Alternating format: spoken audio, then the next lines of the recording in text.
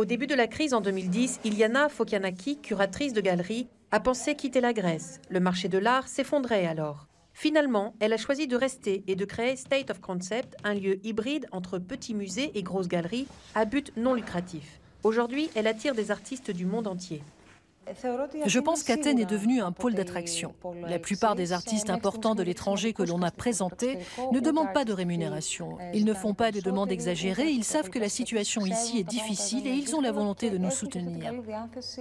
La crise a entraîné une véritable vitalité artistique en Grèce qui n'a pas échappé au monde de l'art contemporain mondial. La grande foire d'exposition allemande, Documenta, a ainsi décidé de poser ses valises à Athènes en 2017. À 31-37, un atelier d'artistes qui se transforme 3 ou 4 fois par an en lieu d'exposition, Chrysanthi Koumaniaki aussi se prépare à ce grand événement international. Elle craint cependant que la crise n'enferme trop les artistes grecs dans un art politique. Même les gens qui n'habitent pas en Grèce et qui ne sont pas des artistes attendent des artistes grecs qu'ils parlent de sujets sociaux. À la fois c'est vrai que l'on s'en préoccupe et à la fois je pense qu'il ne faut pas se laisser enfermer. On doit pouvoir parler d'autre chose que de la crise. Des dizaines de lieux comme 31-37 ou State of Concept ont ouvert ces dernières années. Il y a beaucoup à voir aujourd'hui à Athènes. Mais l'environnement économique reste difficile. C'est très difficile de vivre de son art.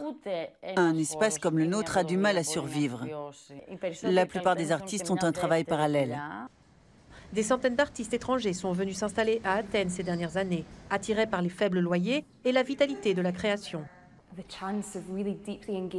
Cette crise te donne l'opportunité de t'engager profondément avec des sujets sérieux.